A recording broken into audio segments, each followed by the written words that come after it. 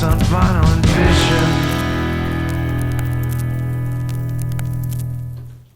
Hey folks, thanks for tuning in to the latest episode of Vinyl and Vision. Here we are with episode 87. Today's very special guest is Daniel Kelley. Dan is the singer and songwriter, guitarist for the band Moral Panic. Moral Panic is a New York-based punk band, punk, rock band, punk band. It's hard to tell. It's hard to say. If you have never heard Moral Panic, they teeter. They teeter on a line, kind of between maybe those two genres, if you want to even consider them as separate genres.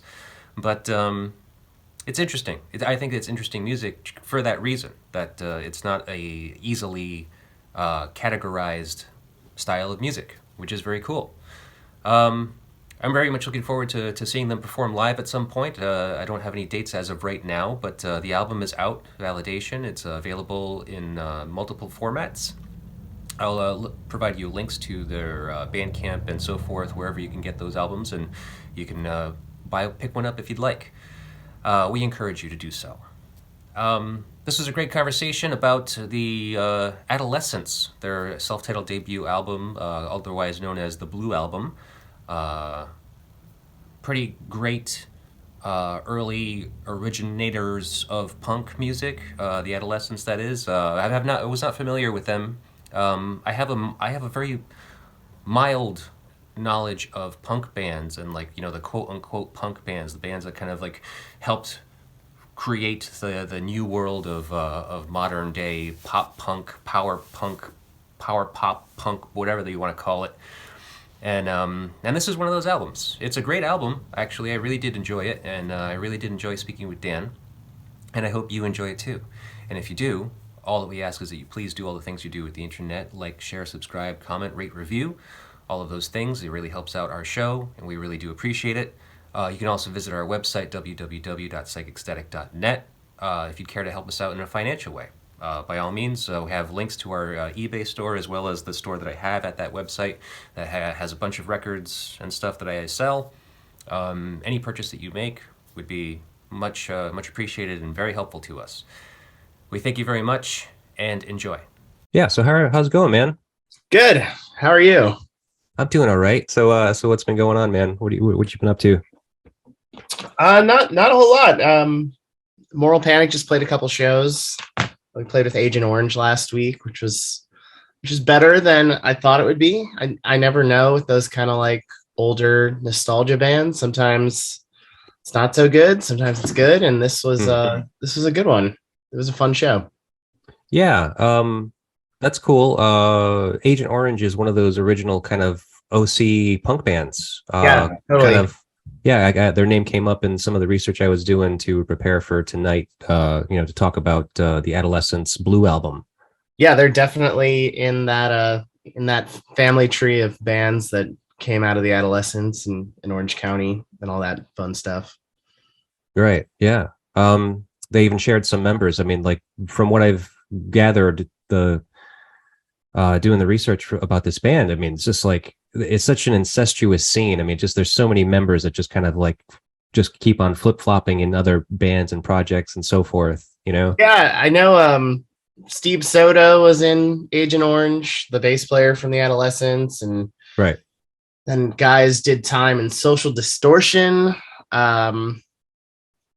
I mean, there's a lot of bands that then, like, you know, I think somewhere out there's like a family tree of bands that came from the Adolescents, and it goes like all over the place, like the gamut of Southern California rock. Like everyone seems to have a connection to the Adolescents in one way or another. Oh yeah, no, I'm sure. I mean, if you were doing punk at all, like in the late 70s, early 80s, most likely you kind of came across them or may have been involved with them, or probably even had a short stint in the band.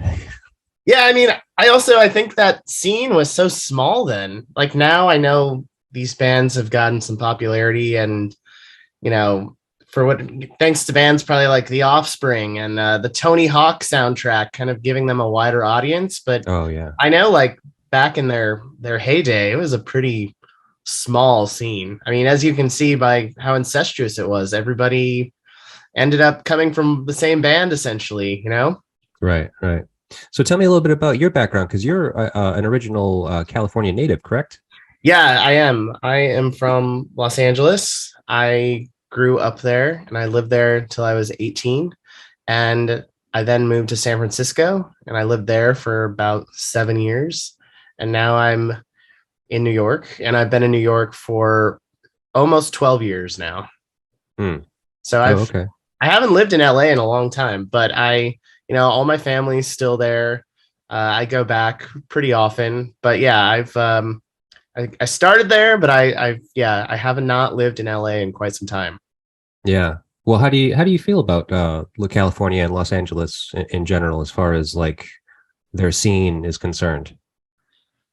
I'm pretty out of touch with their actual scene, but I like know growing up and what I grew up in. What was really great, and maybe this is like just a bigger city thing. I found like shows were very accessible, especially all ages shows. Like I was able to see, and I feel like when I was in middle school and high school, I was going to shows every weekend, and like there was never not a show happening.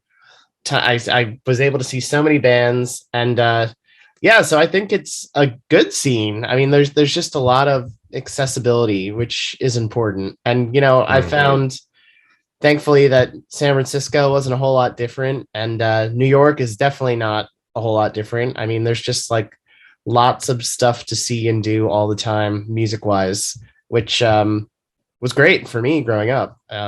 And it's great for me now. I've slowed down a little bit. I don't go to as many shows as I used to, but Right. yeah, growing up, it was great to like just any band I checked out, I knew I could be able to like any band that I heard about and wanted to go see live. It was not very hard to seek that out. Right. Yeah. Okay. Well, that's cool. And so growing up, like what was like music like in the house growing up for you? My mom like doesn't like music at all. I feel like Really? my yeah, Oh, wow. she just like I don't know. She's just like one of those people that I mean, I think she likes music as much as the next person, but she's not like a huge fan like I am. Like I love Sure. music. I soak it all up as much as I can. I would say in my house though, my dad was definitely he's a big music fan. He's like an old hippie. He loves the Grateful Dead. He loves a Hmm. lot of folk music. He definitely kind of turned me on to like Rolling Stones and the Who, stuff like that, which were kind of gateway bands of sorts to me, to get more Sure. into like rock and roll punk stuff. And that was, kind of the extent. Growing up in LA, you spent a lot of time in the car, and I spent a lot of time listening to K Rock, KROQ in Los Angeles, and that Okay. at one point they were actually playing pretty decent music, and then they kind of started not to. I think new metal kind of ruined KROQ, but Hmm. yeah, they were great. They would often play stuff from the 80s just out of nowhere. There used to be, I think he's still there, this sort of influential DJ, Rodney Bingheimer. He has Oh, a, okay. he has a series of comps called Rodney on the Rock, which Right. had like lots of these bands like X and Black Flag and Circle Jerks and Adolescents and Agent Orange. Yeah, The he kind of gave Bats. them their start. Like as far as Adolescents is concerned, I mean, I saw that specifically them, like he kind of like premiered some of their first singles. Yeah, totally. He definitely gave like a platform to lots of those bands, the Germs too, the Weirdos, the Alley Cats, Skulls, all sorts of bands from that time period. So when I was a kid, like around lunchtime, if you were listening to K Rock, they would sneak those songs in every once in a while. And it was a good gateway for me in between, like the Blink 182 and lit songs that they were playing. It was kind of cool to hear like Yeah. this stuff from decades earlier. Right, right. Yeah, So like what around what year was it that you were kind of listening to K-Rock at this time that you're describing? like in the late 90s, Okay. like 98, 99. When I was in high school, I definitely was listening to K-Rock a lot. I hate to it sounds so cliche, but you are just like stuck in traffic sitting in the car. It wasn't like how it is now. You could put on XM radio or connect your Bluetooth or whatever to your car. I was listening to the Sure. radio a lot, or like the CDs that I had if my CD player was working in the car at the time. So so yeah, a lot of K rock was listened to in my youth. Yeah. Okay. Well, I mean, it seems like it was a pretty good station. I mean, especially historically speaking. I mean, obviously they did a lot to bring up and promote like new young bands, punk bands specifically. But the Adolescents, this was around late 70s, early 80s. But so now you're younger than I thought you were going to be. Sorry. Yeah, No, it's okay. It's just like because I didn't know like what your connection to this band was, like as far as like because I didn't know, considering you came from California, like if you actually like were there to see the band when they were performing kind of in their prime. I've never been able to see them in their prime because I wasn't alive, but I did. Right. They kind of reformed around. I think they would occasionally do like reunion shows, but K Rock did this big summer show. It's called like the Inland Invasion, and they had a whole bunch of punk bands play that like kind of got back together. Hadn't played in a while. Like the Sex Pistols were the big headliner. Oh, Sex okay. Pistols and Blink-182 are the big headliners. Oh, that's weird. Yeah, it is weird. But the Adolescents played, TSOL played, the Circle Jerks played, all these great bands, and this was either 2000 or 2001. And after that, I saw the Adolescents a lot. Like they played Southern California a lot for a little while they were playing with their original lineup. Then, a couple guys here and there wouldn't play, and now I think they're at the point where it's just the lead singer. He's the only original member that Right. still plays. But I was very lucky to see a lot of those bands before they got too old. Now they're, in my opinion, teetering on like too old. I mean, I can't imagine what it's like to be in your 60s singing about, songs you wrote in high school about high school problems. It must feel kind of weird. Right. Especially, I mean, like the content of this album specifically, I mean, it's very, very teen angsty, and very much like, oh, fucking can't get a date. Just got to go home, jerk off instead, Yeah, exactly. No, I mean, they're, and also like where they're from, Fullerton, California. It's in Orange County, and it's just kind of, and I think you get this from the album. It's just a very bland, boring suburban place with cookie cutter homes and not much else. And, I can't imagine what freaks the Adolescents must have been when they were in Orange County in the late 70s, early 80s. Like they must have really stuck out. And, oh yeah. No, really actually, to do a little bit of research for this show tonight, I watched a movie on Amazon. What is it called? Clockwork Orange County. I don't know that one. It's a documentary, I'm assuming? Yeah, it's a documentary kind of specifically about the Cuckoo's Nest. Oh, yeah. Yeah, it's fucking crazy. Yeah, and so they had a bunch of bands, including members of the Adolescents, all the original 70s punk bands that were coming up in around the OC at that time, and just kind of like their stories about that club specifically, how integral it was to their scene and their community at the time, and how absolutely fucking insane it was. Because I mean, it was just like it was violent. It was very violent. Yeah. Specifically with the there was some like cowboy club next door to it. They kind of like really shared the parking lot, and so like the cowboys would fucking come out and just start shit with the punkers all the time. And punks being punks, they're not gonna just stand for it. I mean, obviously they fought back and shit, and the cops was another big issue. Yeah. So it was constant struggles, constant battles, constant violent fighting and violence. It's kind of nuts. It's like going to shows in LA versus going to shows in Orange County.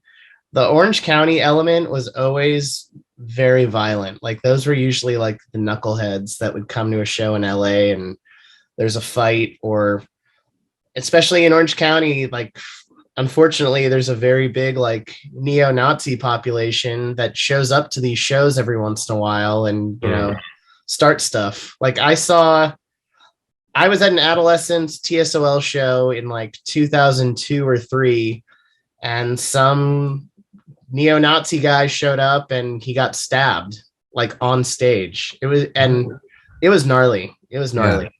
Oh man. He was like standing there on the side of the stage, like you know how sometimes people do at shows, people like Sure. friends of the band and stuff. And yeah, he was standing on the side of the stage, and some guy came up and stabbed him. And I remember they shut down the venue with everybody inside it until they could figure out what was going on, and it was pretty scary. Yeah. And that's like, I feel like that is a typical Orange County thing. Like they just bring out a bad element, and the stories you hear about the Cuckoo's Nest, it's just like violent. I mean, I don't know. I maybe I'm thinking too much about like the lyrics of adolescent songs and TSOL stuff, but I just picture like these super bored suburbanite kids who like let it all out when they go to these shows. Like they just have all this pent up anger, and Hmm. Yeah. then bad shit happens. Yeah. No, I mean, I mean, I've kind of witnessed stuff like that myself here in Rhode Island. I mean, they're not. I mean, I was going to a lot of like weird underground punk shows, noise rock shows, stuff like that. Where are you And based? Rhode Island? Is that in Texas? Rhode Island? No, it's East Coast. I'm 4 hours north from you, from New Oh, York. oh, I didn't realize that. I'm sorry. No, that's all I right. was like, is that in Texas? Oh, okay. Yeah, that's like that shirt. It's just like, where in the hell is Rhode Island? It's the smallest state in the country. Oh, did you say Rhode Island? I thought you said Rhode Rhode Island. Island. Oh, Oh, I'm sorry. No, no, I misheard you. Okay, you're in Rhode Island. Duh, I'm in yeah, Rhode Island. that is not in Texas. I know where that is. Okay. Yeah, no, I've seen it all the time. Unfortunately, I don't see it as much in New York, thankfully. But you know, I don't know, Southern California, even Northern California, I would see it a lot. Hmm. Just random fights and violence, and I'm okay with not seeing that very much anymore. I'm not into that at all. No, man, me too, man. I can't. I wouldn't even know what to do if I like got in the middle of a fight at this point because I just don't want to. I have no need for I that. don't either. I feel you. I want no part of that. I'm a lover. Yeah. Well, so what's it like being a punker now? I mean, it's different. I also think in New York, I don't know, the scene is interesting here. I think it's very like fractured and clicky. And a lot of like what Moral Panic is about is we're not really sure where we fit in with like what clique, because I don't know, we're not really a rock band. I think we're a punk band, but a lot of people don't think so. And I think, you know, there's a lot going on in New York at all times, and there's a lot of different shows, and it's kind of hard to keep up with what's what. And I live here, and I feel that way. Yeah. So I don't know. I think the scene's like kind of fractured, and it's kind of all over the place. And you know, the stuff that's popular here right now is like D-beat punk. I see a lot of people walking around like they're in Discharge or something, and you've got like those people, and then your garage people, and then your metalheads, and somewhere in between there, like Moral Panic is somewhere. Yeah. So the scene's weird here. I think it's weird. And well, it doesn't help that your band is so kind of like unique in a sense because I mean, Moral Panic. I've listened to all of your records so far. Oh, thank you. And no problem. It's great actually. It's really great music. I mean, it does fit into the kind of like punk vein. It has a little bit of a kind of a traditional punk sense, like as far as like, you know, like the connection to the Adolescents and then other earlier punk bands. But there's also a very rock and roll element to it too. So it kind of like teeters on a line, like you're saying. Yeah, I mean, it's I think it does for sure. And like I don't necessarily want to be a punk band. I don't really like the label. I just feel like you say that to somebody and they have a very distinct picture of what that is and what you sound like. And I just I hate to be pigeonholed like that. Right. And you couldn't feel comfortable also saying like I'm in a rock and roll band.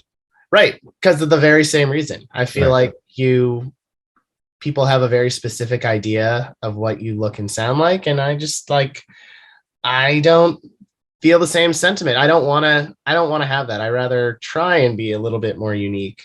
And that can be difficult here in New York because like I said, it's fractured and there's lots of cliques. Right. And like the music is moving farther and farther away from the places it used to be played at, like, you know, now there's lots of shows in Queens. Like Ridgewood, Queens is the cool new neighborhood. 10 years Yeah. ago, that was not the case at all. 10 years ago, I would not even know where Ridgewood, Queens is. But now, like, that's where all the cool stuff is happening. I Huh. mean, it used to be Williamsburg and Manhattan before that. And now, like, Manhattan, unless you're a big band playing in bigger clubs, there really aren't any places to play. And the Hmm. same is kind of happening in Williamsburg. Everything's just sort of going farther out, um, where you have more freedom to do that stuff. And the older I get, the harder it is for me to keep up with, where the cool Sure. places are and who the cool new young bands are. Cause there's so many. I don't know. Right. Yeah. I mean, I'm sure there's a lot to keep up with, and yeah, who knows? I mean, I guess the thing is to just go wherever you're desired. Like Yeah, go to the people where people know who you are and then like you. I mean, totally. Totally. God, I must sound so lame. Like I don't know anything that's going on. I'm out of touch. well, No, no, I mean, I am definitely out of touch. I mean, like I barely go out. I haven't been out like at all this month. I've made a point like after the pandemic that I'm trying to go to a show at least once a week and just like whether it's a band I know or not know, like I just want to go out and see what's going on. So I've been doing that more, and that has helped me kind of see what's out there. But I can still tell you, there's so much happening in the quote unquote scene here that it's hard for me to give you an accurate assessment of like a scene report because Oh, sure, man. I'm still trying to figure it out myself. Oh, I bet. I mean, it's ever evolving in New York. I mean, New York It is the is. fucking epicenter, yeah? Yeah, it is. It is. It's definitely evolving. And yeah, I kind of like that. I kind of don't like it. It's hard to I like having like buddy bands. Like I used to have I feel like there's more camaraderie in a place like San Francisco.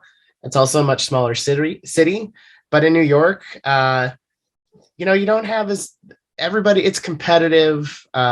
It's fractured, like I said. So Mhm. you don't have like your buddy bands that you can always get shows with and rely on. I mean, I guess you do to a certain extent, but not like how the Adolescents did. That's for damn sure. Yeah, right. So, Yeah, well, let's get back into to California. Okay, sure. let's go back in history a little bit. So you're a young kid in California listening to K rock and kind of like soaking up some musical influences from there. Where does the gateway into punk and the adolescents specifically? Definitely skateboarding. Like Oh, okay. Adolescents and skateboarding go hand in hand, and a lot of those bands just like there's a very solid union of skateboarding, and skate videos were huge gateways to like because a lot of this music was harder to come by than it is now. Like now it's so easy if you just want to check something out, Search it. Spotify, YouTube, it's super easy. But back then, like skate videos, the soundtrack to skate videos were hugely influential and big gateways. And yeah, I'm trying to think of the first time I heard the Adolescents. I mean, I definitely I saw them. I might have seen them first before I actually like heard them on the radio. Hmm. When I saw them at that show in 2001 that K Rock put on that giant festival, Right. that might have been the first time I heard them. But then, I'm sure the Adolescents owe a lot to Tony Hawk after he put the song Amoeba in that video game. Oh, That right. Yeah. that song was pretty it was blaring in a lot of young boys' rooms after that. you know, that might have been like my first real intro to them, but they definitely were getting played on I would hear them on K Rock. I definitely was going to shows before that game came out where they were involved. I mean, honestly, bigger bands like this is so embarrassing that I'm going to say this, but bands like The Offspring really kind of repped these Orange County bands. Like, I think The Offspring might even cover Agent Orange. Hmm. But like those bands, they kind of brought them into the limelight. Like the bands like the Vandals, another Orange County band that was kind of big. I don't know if they were on a major like The Offspring, but they were big Yeah. enough. Sure. I And know it. yeah, I mean it would start from there. Like you hear The Offspring, and then you want to figure out, oh, who were they influenced by, and so on and so on and so on. And Right. everything kept coming back to that Adolescents Blue album for me. Hmm. And then I finally got my hands on it, and I was like, whoa, this is awesome. It really does kind of hit off all the marks for me. It's just got, it's angsty, it's fast, it's got ripping guitars. There's even some mid-tempo songs that are really good. Hmm. And yeah, to me, it's just a great soundtrack to actually being a teenager and growing up somewhere that is boring and you feel like you can't get out of. And that album, like, I think personifies that perfectly. Oh yeah, Um, I would it agree with that. really, Sure. like Social Distortion too. They're another band that often they would play when I was in high school. Social Distortion would play at the House of Blues on the Sunset Strip in December. They would play like the entire month, like December 1st to 31st. I don't know why, but and the shows would always be packed. Mm. And they would have different openers every night. And a lot of times it would be these kind of seminal yet somewhat unknown punk bands. And I think the Adolescents are more known, but I mean, I saw lots of cool bands like the Dickies, Hmm. the Gears, who else? Channel 3, like lots of these cool bands from Orange County that not many people know of, but when Social D was starting out, Social D was either opening for or going on tour with. So that was another gateway. And Hmm. oh, Social D is okay, but I really like these bands that, are opening for them, and who are they? Then why are they so old and weird looking? And and yeah, it kind of just kept going from there. Okay, cool. And so I imagine that 2001, you saw that show. You were a teen in 2001, I assume. Yeah, I was a teenager then. Okay, all right. So it's hitting all the right spots for your young. 100%. Okay, 100%. all right. Yeah, it And so definitely was. and now, so your progression into music, like why, like how did you get into music and making music yourself? I was always just attracted to playing guitar, and I always liked being on stage when I was a kid. I liked the attention. I Mhm. did. I just liked, I'm a big ham. I like kind of being on stage and, interacting. And I forget when I first saw someone play guitar, but I must have been about 12 or 13 years old. And I decided, like, I'm going to take this up. And I did. And I really stuck with it. And just like even from when I first got my first guitar when I was 13, I would just sit in my room and practice for hours. And a lot of it would be playing along to this stuff or trying to play along to it. I was probably Gotcha. struggling quite a bit in the first couple of years, but yeah, I mean, I would just lock myself in a room, and I was so I would soak up all this music stuff like a sponge, and I was so inspired to just, you know, get up there and do what the bands I was so into was doing. Probably the first band might have been like Rancid. This is so embarrassing, all this stuff I'm saying. That's not embarrassing. You're a teenager. You gotta start somewhere, man. But probably something like Rancid. And then from Rancid, I found out about The Clash, who are like one of my all-time favorite bands. And that just, from The Clash, I was saying before, I like to look up these bands and find out who inspired them and then who inspired them. And Exactly. Yeah. a lot came back to The Clash. The Clash really kind of opened Especially things for up. punk. Yeah. Yeah. Yeah. I mean, that's what I was all in on punk. And The Clash really, I was like, oh my God, there's so many bands influenced by The Clash and so many of their peers. And then I was saying I was lucky to have so much of this around me, because as I was like learning about this stuff and soaking it all up, I was realizing how many of these bands are still playing, and they're like coming to my town next week or the week after. So I went every weekend, whenever I could, whoever was around, new bands, older bands like the Adolescents and Circle Jerks. I was seeing them all the damn time. Yeah. And that just kept inspiring me to play guitar even more, and keep practicing and keep doing it. And now look at me now. And so what was your first band? My first band I created in the dorm of my college in San Francisco. We were called Dead Ringers.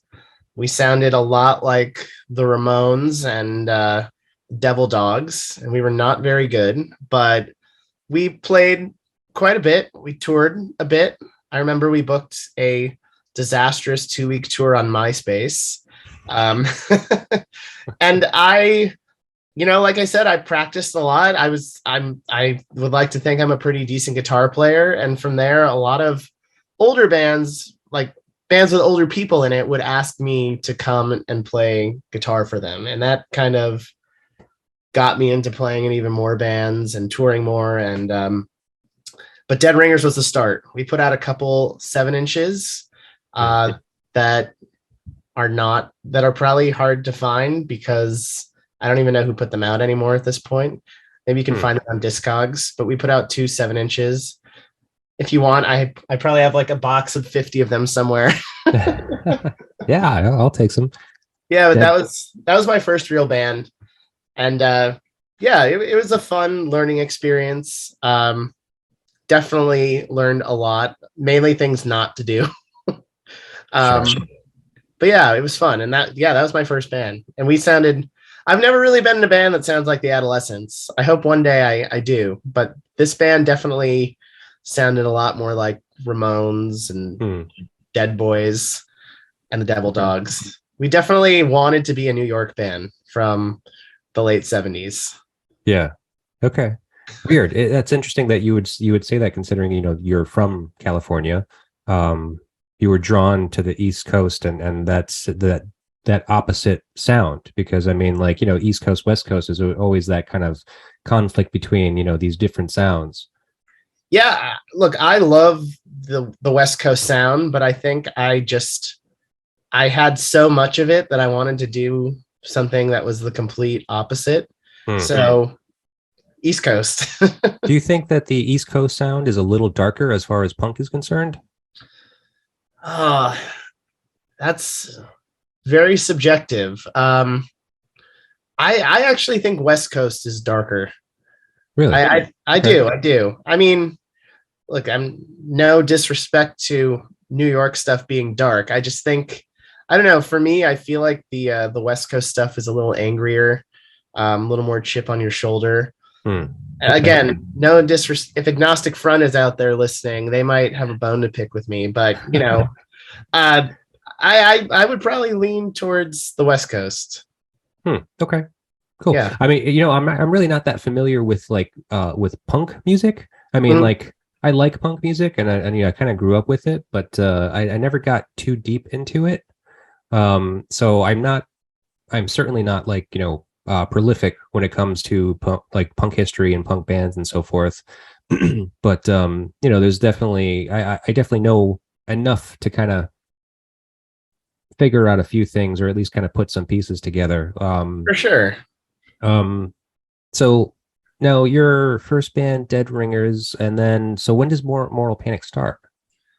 Moral Panic came quite a bit after. I was in like 2 other bands in San Francisco, or 3 other bands in San Francisco that were active. I was in a band called Complaints, and we put out a number of singles, like 4. I was in a band called Paper Bags. I did 1 single with them.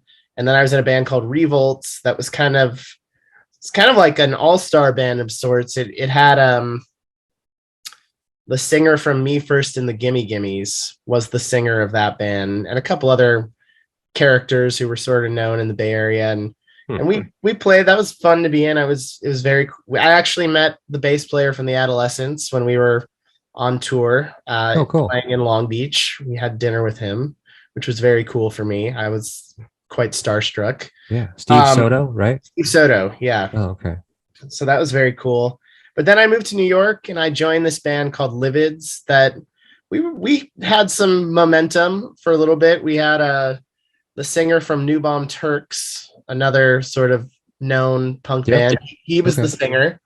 And we did some touring. We put out a bunch of 7-inches. Somebody recently actually put out like an LP collection of our 7-inches, which was very cool. And that band kind of ended unceremoniously. Like, we were getting lots of really cool offers to do things, and we just could never get it together to do them. Hmm. So we broke up, and me and the drummer, we were the ones who were like the hungriest, wanted to keep doing stuff. So we started this band together, and at first it started like I was just going to play guitar, and we were going to get a singer, and it would kind of be a similar lineup to the other bands I've been in, where there's just a singer and I'm just guitar. But we just could not find anybody that we liked, and we like went through multiple people, and it was just, I mean, we were having fun, but we just couldn't get it clicking. And finally, one day, we were just like, I was just like, you know what? I'm already writing the songs. I might as well sing them. So we started doing that. We recorded our first record thinking we were going to do it as a demo. Like we did it. We recorded 10 songs in 4 hours with the whole band. Yeah, it was pretty damn fast. And we had that sitting around for a while. We couldn't really get anyone to put it out. And then someone who put out a single for my old band, Livids, he came to see us play on a whim, and we got to talking, and he put out the first record, the one on Slovenly. It's like a white and black record. Oh, right. Yeah. Self-titled. Yeah, two of those. Yes, we're very creative. And then, we went through a lot of personnel changes. Me and the drummer kind of had a falling out, so he left, and then we got another drummer, did another record. Then COVID happened, and during COVID, I got together with Eric Roble, who I've known for a long time. He's been in a bunch of bands, Heroin Chic's, Born Loose. He's a great drummer, great guy.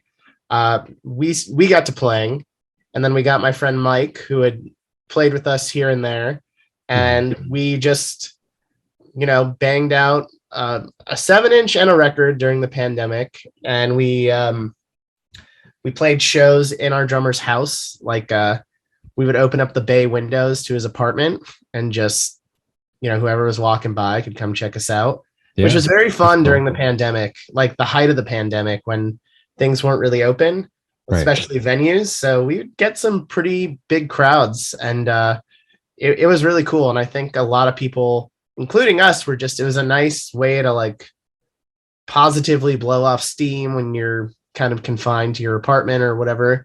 Sure. And Eric and Mike, they did a documentary called Color of Noise about AmRep Records, and they, it's basically about noise rock besides the label. Like I'm not huge into noise, but like bands like the Melvins and what's John Brand, Laughing Hyenas, lots of those noisy bands are in it. And they have the connection with Reptilian Records. So Reptilian Records ended up putting out this new Moral Panic record, which is definitely kind of a departure for them. Like they don't really have too many bands that sound like this. Right. And it was co-released with a German label who put out our second record. They're called Alien Snatch Records. Also, like, we're pretty different from most of the bands that they put out. They're more like on the happy fun time garage stuff, and we're different for sure. Yeah, right. Well, that's weird. So I've actually been I actually just finished a massive noise rock series. So it's all noise rock bands and stuff like that. So and the funny thing is like it's all revolving around No Coast Fest in Texas. And it was funny because all of those bands that are playing that festival they're all, categorized as noise rock bands. They're all very different, and like Moral Panic, I think maybe your music doesn't have just enough noise to it, but I think it's just different enough that it possibly could kind of even fit in there. I mean, look, that's the exact kind of stuff that we're open to. Like I don't like the labels, I just like playing with good bands. Right. Noisy or not. Yeah, I mean, I those guys in Moral Panic, like they love the noise rock stuff. I just don't know that much about it, but I like it, and I like that their kind of influence on our newer stuff to be kind of louder and noisier and just brash. I appreciate it. And it has made me check out more of this stuff. Like we cover a Big Black song on a 7-inch we put out. I think I would consider them noise rock. They're somewhere around there. Certainly. Yeah. I hardly ever listened to that until we decided to cover this. And you know, I'm a fan now. I like Big Black. Cool. It's definitely opening up my eyes to like all this music that I did not even know was there. Right. Like some of these bands I've definitely heard of, but you know, I couldn't name one Melvin song, and I know they have a lot of them out there. You could probably just put a few words together and you'll probably nail one. They got so many. They got so many fucking records. Yeah, I mean, do they have like a hit song that everyone knows that everyone's like, play this song? Well, I mean, I think their deep fans probably would say yes. Yeah. I don't think so. I don't know.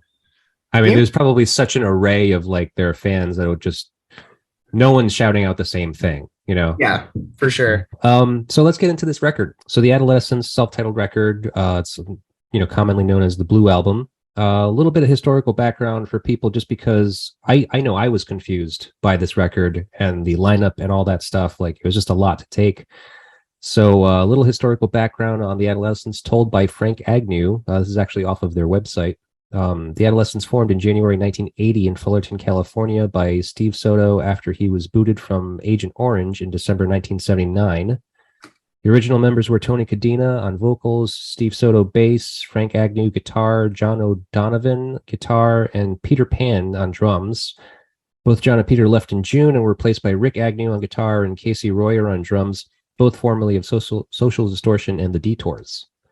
Adolescents signed with Frontier Records in January 1981 and recorded the Blue Album the following month. From start to master, the album was done in 4 days. Pretty awesome. The album started hitting the stores in April, and Rick was relieved from the band just as the album was being released. So that's pretty much the focal point right there for this album. Yes. First song on the album is I Hate Children. I Hate Children. First of all, I think Rick Agnew, the guitar player in this, is like just an unspoken hero of this kind of punk. Like, I think he really kind of set the template for how a lot of people went on to play, and he's just a really great guitar player. It's funny, he went on to form, he really got into goth stuff after this, which is very bizarre, but he's a founding member of Christian Death, which could not sound farther from the Adolescents. And his solo stuff is great. He also did a record called All by Myself that sounds a lot like the Adolescents, where he plays every single instrument himself and sings. And you can tell like he's the main architect of this band. You know, how they sound, not so much lyrically, which the lyrics are very important here, but the music, it's very much, you can tell from the other bands he's gone on to play in, like this is his music. Like he is the mastermind for sure. Right. And, so weird considering it was like, this was pretty much the only record he was on, I think. No, for the Adolescents. Yeah. I got the first 2 times I saw them, it was all original members and he played, but apparently he's got like, you know, substance problems, mental health problems. He's not easy to be around apparently. So he did this album and that was pretty much it. But him and the drummer went on to form DI, which is basically another extension of the Adolescents. It's kind of picking up where they left off. The songs sound very similar. It's just the Adolescents drummer sings now. So yeah, Rick Agnew set the tone for this. But I Hate Children, I was always drawn to this song because of just it's such a statement. I mean, it's like kind of ridiculous, but it's just it's such a statement of, and it's so like, oh, okay, this is how we're gonna start things off. Like I Hate Children. Okay. Yeah.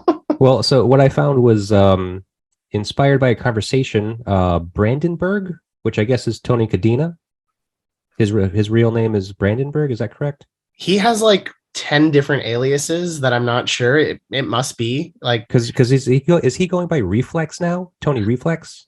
there's Tony Adolescent, there's Tony Reflex, Oh, there's Tony Jesus Christ. Convenient. Like Okay, well, I'm assuming it's him. I all think right. it's him.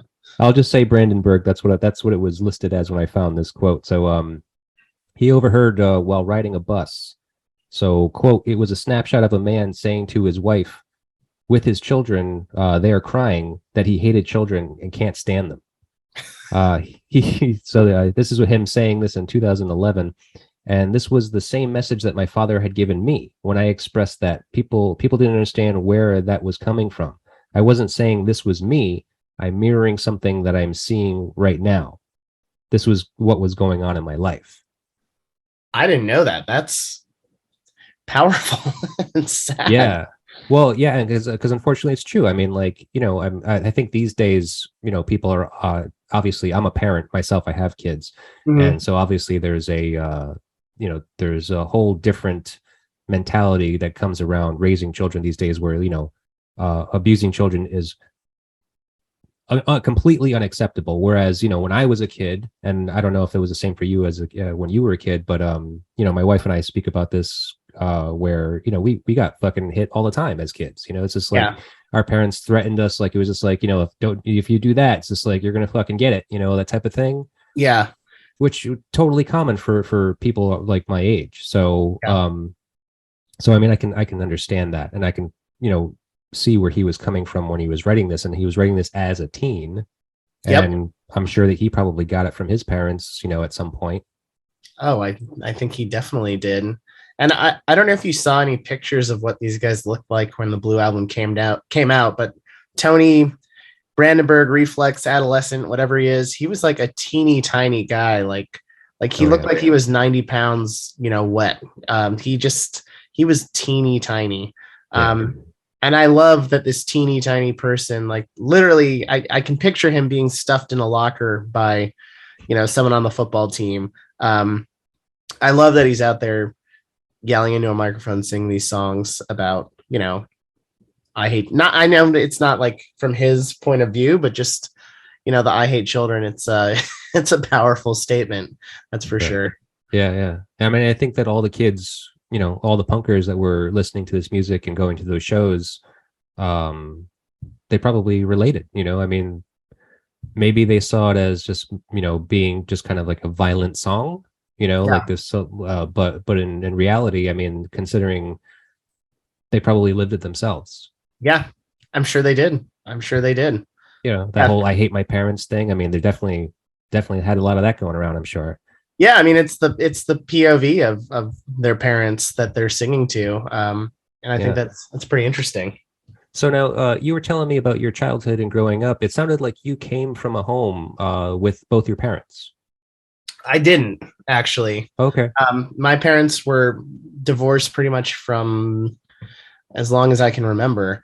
So a lot of this I was not being abused, thankfully, but I definitely, their frustration was something I could certainly relate to.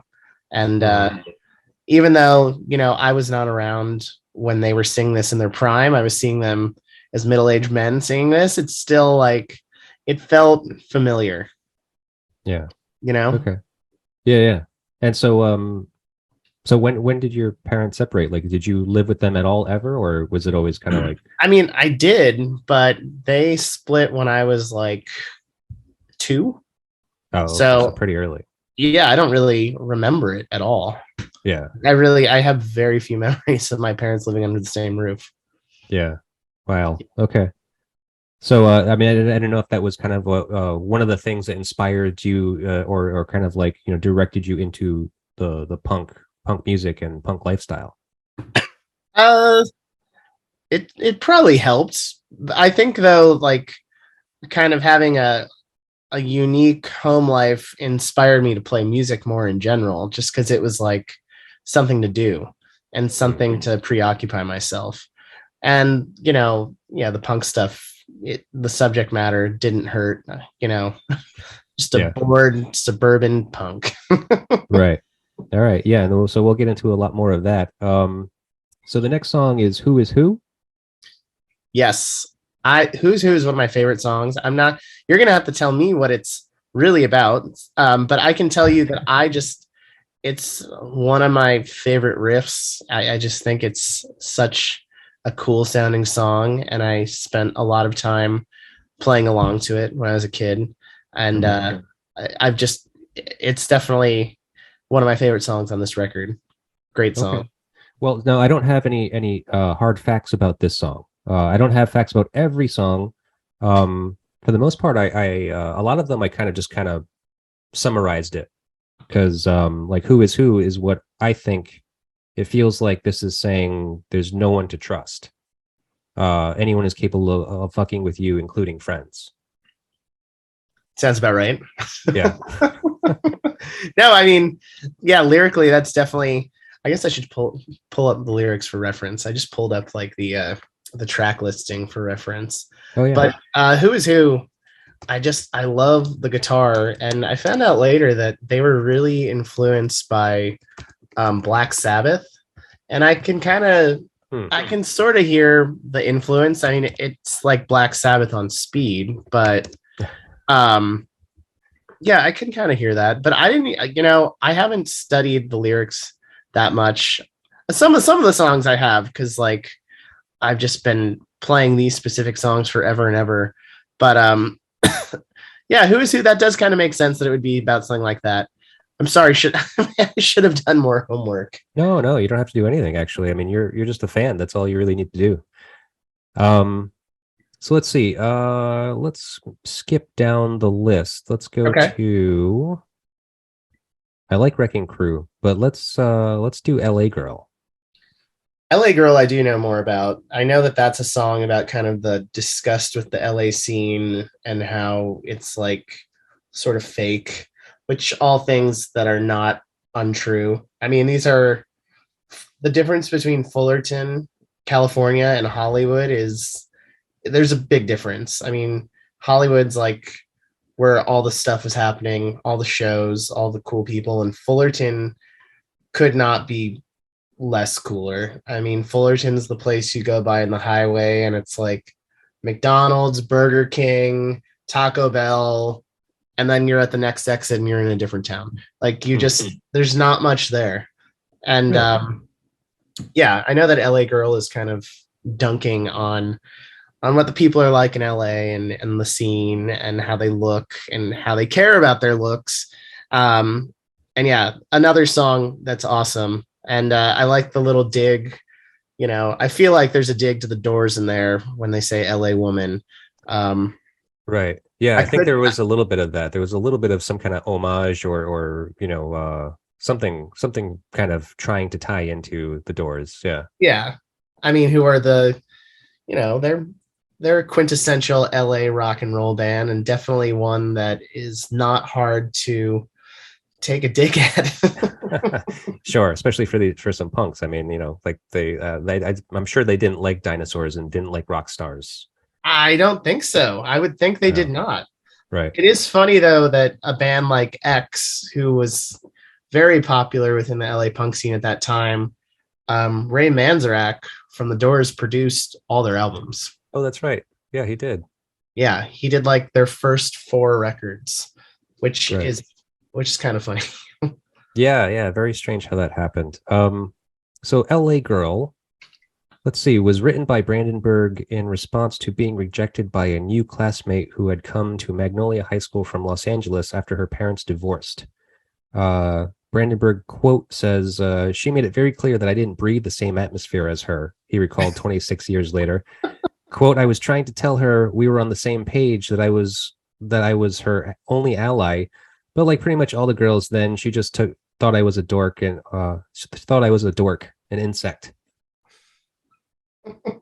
So kind of typical female rejection, I think, especially from a high school perspective, like a teenager. Yeah, and I think I don't know if you've looked up what he looked like back then, but I think he got rejected a lot, unfortunately for him. He's the singer, right? So yeah, he kind of looks like Daniel Johnston, right? Like a really skinny Daniel Johnston. Now he looks now how he looks in present day and like the past 20 years is very different from how he looked when he was, writing the Blue Album. He was like Okay. a little pipsqueak. He was tiny and really, really skinny. Right. Like Yeah. he And looked like a child. right. He was a child. Yeah. Yeah, he was. He was a teenager. But Yeah. no, I think I saw like in that video, that movie I watched, there was a couple of like little clips of him and either some video or some photographs, and like yeah, and I can see that like he was definitely a runt. Oh yeah, he was 100% a run. Like seriously, I was not kidding when I said I could picture him like being stuffed in a locker. That just that's I'm what sure it he looks happens. like. Yeah. All right, so let's I'm gonna move on to the next song, Self Destruct. Okay, so this one I think I actually do know what it's about. I'm pretty sure it's about Darby Crash from the Germs, who Okay. Darby Crash was like, you know, a performance artist who kind of sort of wanted to like die on stage, like just did everything in excess, did every drug. But a Right. lot of people think he's a genius. And I mean, I love the Germs. I thought they were great. That's the band that he fronted. But Mhm. I read that this song was about that. Like pretty self-explanatory, like someone actually, trying to self-destruct, which is what Darby Crash ultimately ended up doing. Right, right. Okay, yeah, and that makes sense. And I mean, I think that was probably comparable to the entire scene. There's probably a very similar feeling that most of the people in that scene at the time had. Um, Yeah. so I found this. I found I actually found this from a neurobehavioral website. It says while self punishment or self injury can be clearly identified as self destructive, using substances, breaking the law, or taking dangerous risks without regard for one's own safety are also self destructive behaviors. Eating disorders too frequently occur in individuals who self harm. That sounds like Darby Crash. That all of the boxes have been checked. Right, right. It's a weird though. It's like this psychiatrist was speaking directly to punks. Totally. I mean, I think if you were to ask any of these punks when this was happening, if they would be headlining the Riot Fest in 2019 or something, they would, laugh you off the street. I don't think any of these people plan to live very long. Hmm. Thankfully, a lot of them have, though.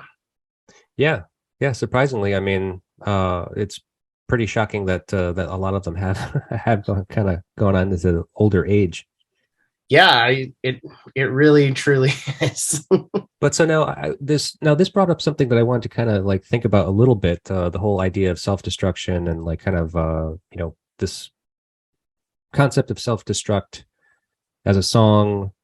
Clearly, it's kind of describing a lot of the mentality that these kids felt and obviously partook in, as far as like breaking the law, just fucking vandalizing, destroying things, getting into fights.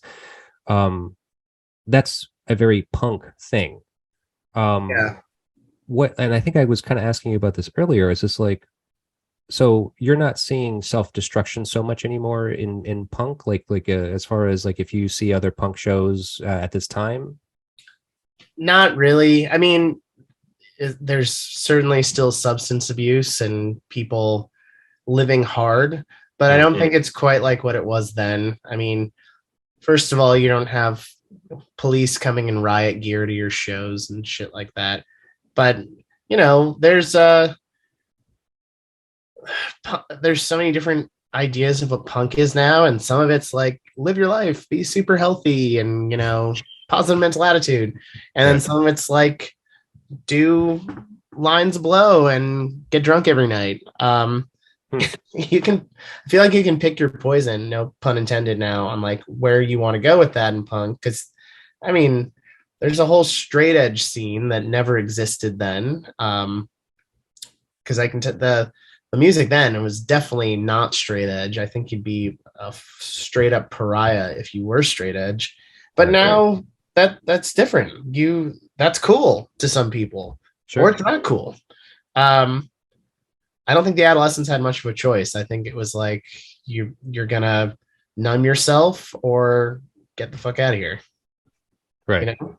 Yeah, I mean, well, they had a lot to deal with. I mean, like even just playing their shows and like things getting so crazy and violent. I mean, it's just like you kind of had to, maybe substance abuse, drinking, stuff like that was kind of almost a precaution to that scenario. It's just like kind You're of gonna get a gearing. show no matter what. Yeah, yeah. It's like gearing up for war. It's like, well, I'm just gonna get fucked up because I don't want to remember any of this stuff. It seemed like it was war then too, because like it was not predicted. It was really not predictable if a show would go on or not. It could get shut down before anyone even plays. So yeah. Right. All right. Well, let's go on to the next song, "Kids of the Black Hole." This is like their epic song to me, and I think Sure. the black hole that they're referring to is Fullerton, or just Orange County in general. Just kind of a place that is inescapable, Mm-hmm. a place you don't really want to be, but you're stuck there. And this is definitely one that's got heavy rock elements to it. I feel like it's a long song for a punk band. Yeah, it's And epic. there's like a lot of different parts. And yeah, this is a great song. I just think it's a really great song. A departure from a lot of just like, I know a lot of people think punk is just about, anyone can do it. You don't need to necessarily be like a virtuoso playing crazy guitar solos and stuff. But I think that this is a song that shows their chops and shows that they've got some like serious raw ability, and that there's good songs in here that are like, there's melody and stuff. It's not just like bang you over the head stupid punk, which I don't really think any of their songs are, but this one is like a big rock song, I think. No, I agree with you. I think you're right. And I think that you're right. Metaphorically speaking, kind of maybe encapsulates the whole Fullerton community, but specifically describes Social Distortion's frontman Mike Ness's Fullerton apartment, a graffiti-covered drug den that was a hangout for punks and a site for parties, sex, and violence. So I got a quote from Steve Soto here. "To me, it's one of the greatest punk rock songs of all time," said Soto in 2014. "The song speaks to a disenfranchised youth with hope, but calling out that if you don't change, there's a good chance you could end up down and out or even dead." Yeah, I don't know if you've heard of this movie, Another State of Mind, that chronicles. It's a documentary that chronicles Social Distortion and this band Youth Brigade going on a full U.S. tour. But it's very clear early on that Mike Ness from Social Distortion is a complete fucking mess, like heroin addict, junkie, just a total mess. And as we talked about earlier, this is a tight circle. All these guys knew each other, and all these guys hung out with each other. I didn't realize that they called his apartment the Black Hole, but that's funny. But I definitely, I do think bigger than the Black Hole. It's about trying to get out of the suburbs. Oh yeah, absolutely.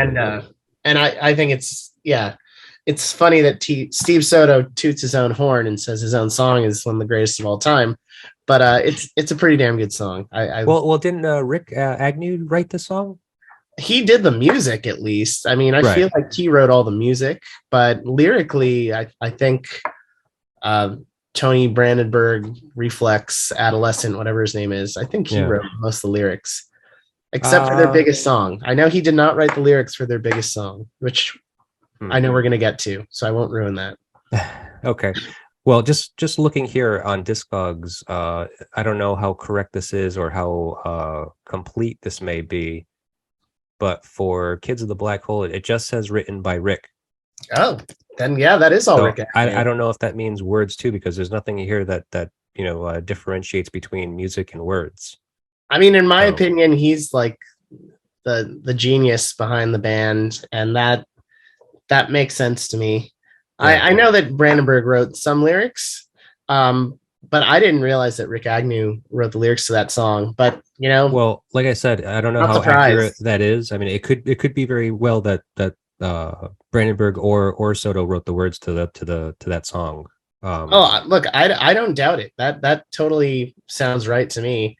Yeah, I'm looking at the actual like sticker on the record, and a lot of these songs are Rick, just Rick, Oh, which okay.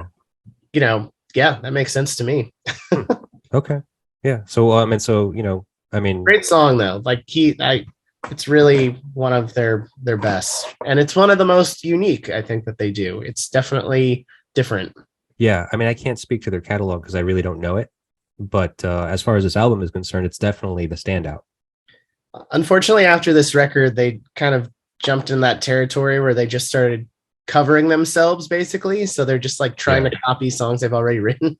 And the Adolescents are still great, but nothing they've done has been nearly as good as this, which is hard because I think this is like a near perfect record in my opinion. Yeah. No, I agree with you. I mean, it's my first experience listening to it, really. And yeah, I mean, as far as punk records go, I mean, this is definitely up there.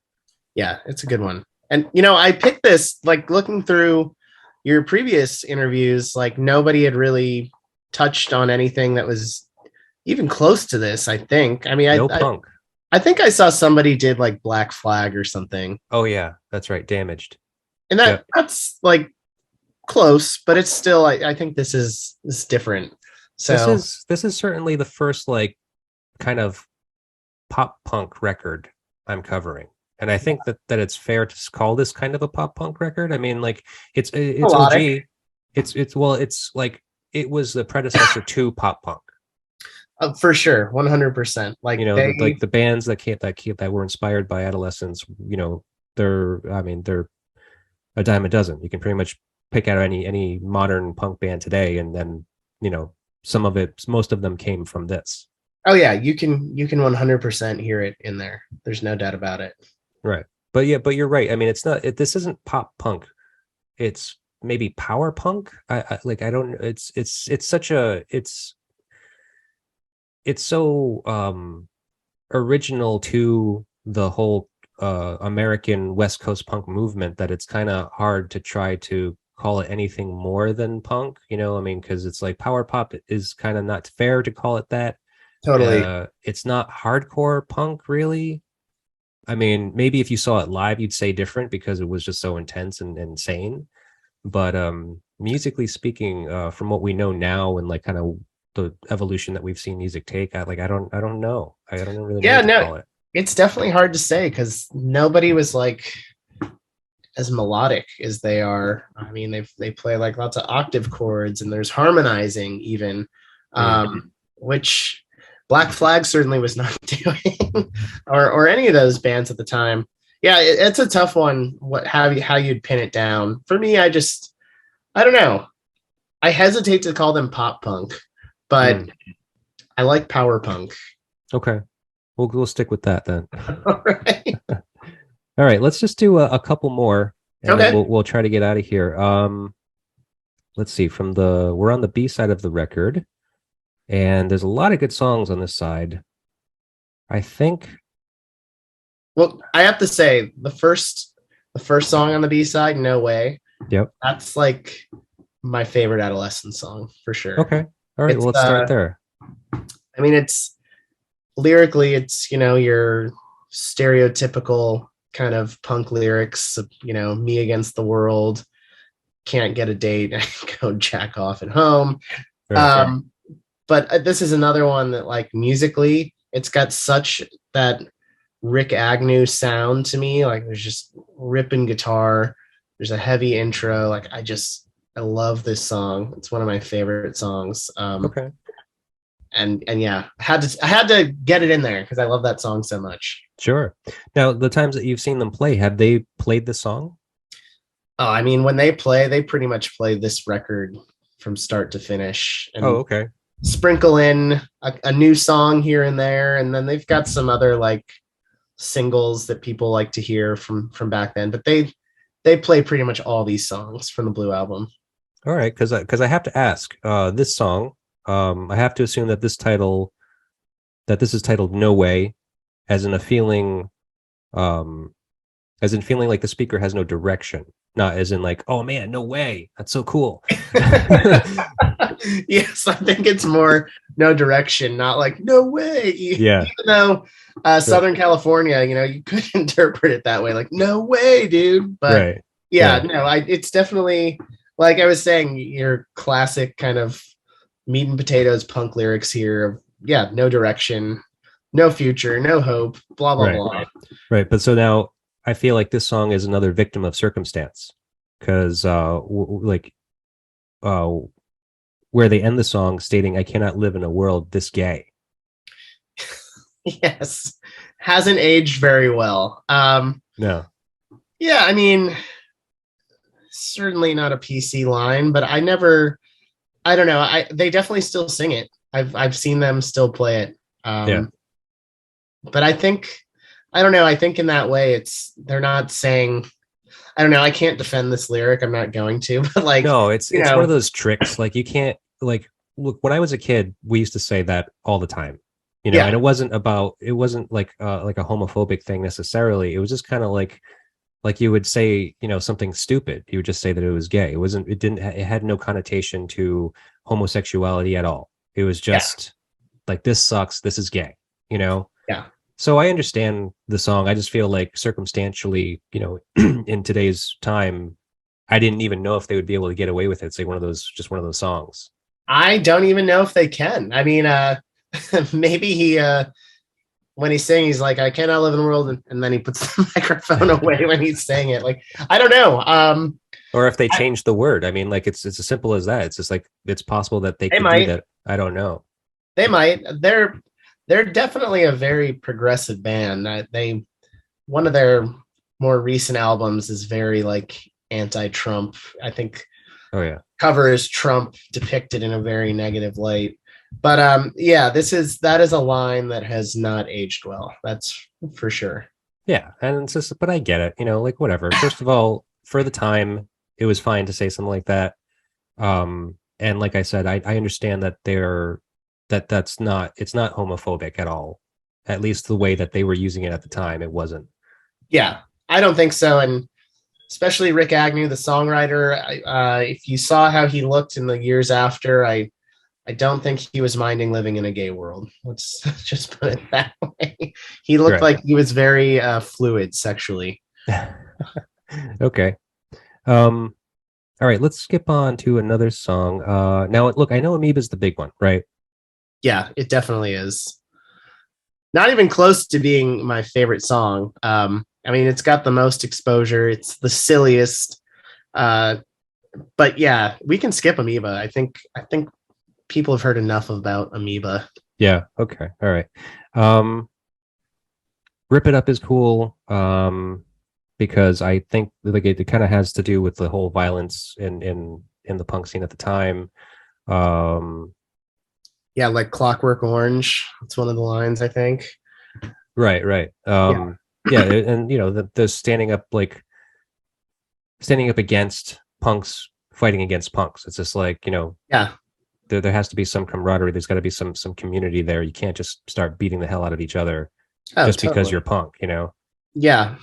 No, I think again, like the scene that they came from was just the most violent in Southern California. Like, I don't know what was in the water in Orange County, but people just were out for blood at these shows. Like, you have to wonder, how much did they even want to be there for the music? Like, did they just want to be there to like beat the shit out of someone or themselves?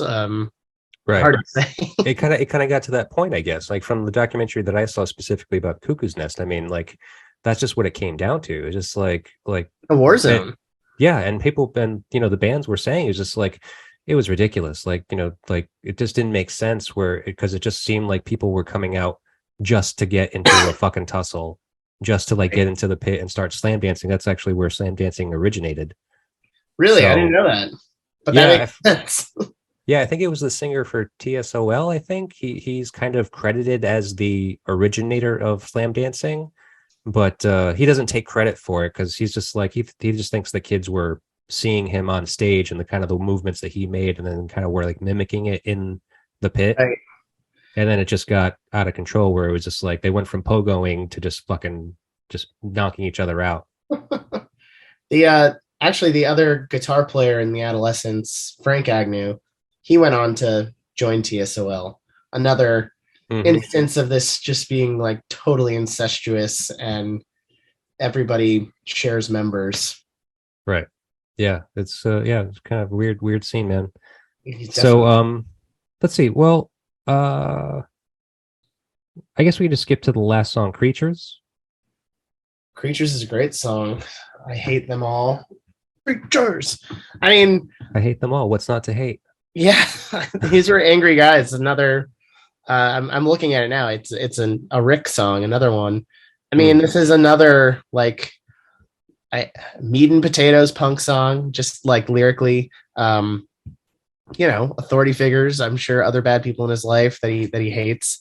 Right. Another like, God, the Adolescents had hooks. They really had good hooks and lots of melody and good choruses. Like, I hate them all. Creatures. That's I don't know. It gets stuck in your head. Yeah, I mean, especially like being there to do it, to kind of like sing along with them. It's like that kind of call and response thing, you know. Totally. Yeah.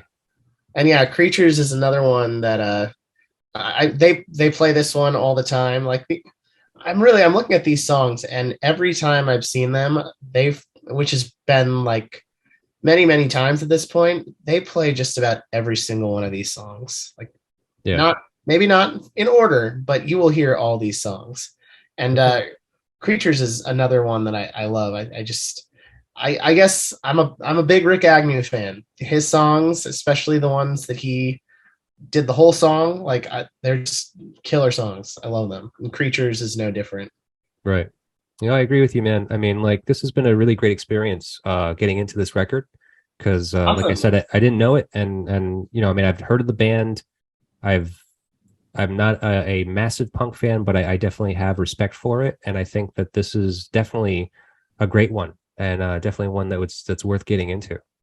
Oh, I couldn't agree more. I think it's a really good album and a good time capsule of what life was like then for a young suburbanite punk in the 80s. And yeah, I mean, look, I've been listening to this album for a long time, and I still listen to it. It still feels fresh to me.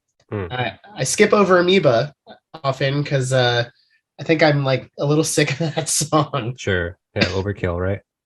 But it's a great record, really great record, and one that like really shaped the way that I think about playing and writing music. Because a lot of like Back to Moral Panic, what makes us kind of, I don't know, hard to pin down is, I like the rock and roll stuff that's in this record. I like the heavy stuff that's in this record, and I like the melody that's in this record. And a lot of, just straight ahead punk stuff, I feel like does not have that. Right. Yeah, no, I agree with you. I mean, I loved what I've heard so far from your band. I mean, I think the latest record, Validation, is great. Thank you. So what is the plan with the band now? I mean, what's happening? Well, the record finally just came out. And we're gonna be doing some touring, hopefully in spring and summer. And our big goal right now is to go play in Europe, do whatever we can in Europe. We all really want to get to Europe. And yeah, things are less up in the air than they were a year ago, and hopefully we can like actually start narrowing this stuff down and making actual plans. But that is that's our goal. Cool. Okay. Yeah. So well, that sounds great, man. I look forward to kind of catching up with you at some point. I'd love to have you come visit here in Rhode Island sometime. I would love to. Yeah, if you ever want to play. I mean, I think I have some great people to line you up with, actually. Please do. Yeah, that would be awesome. And I'm so sorry. I really thought you said Ryland, and I was like, is that someplace in Texas? No, Sounds like it. I'm sorry. I was slurring. I haven't even had a drink yet today. I don't know why. We'd love to come out to Rhode Island. If there's any like bookers or promoters or bands that you think we should get in touch with, yeah, send them our way. We would definitely love to do that. It'd be awesome. Okay, absolutely. I will do that. So it's been great speaking with you, man. I mean, I really appreciate you taking the time and doing this. Thank you very much for having me. I really appreciate it. And yeah, I'll talk to you soon. Absolutely. Sounds All great, right. man.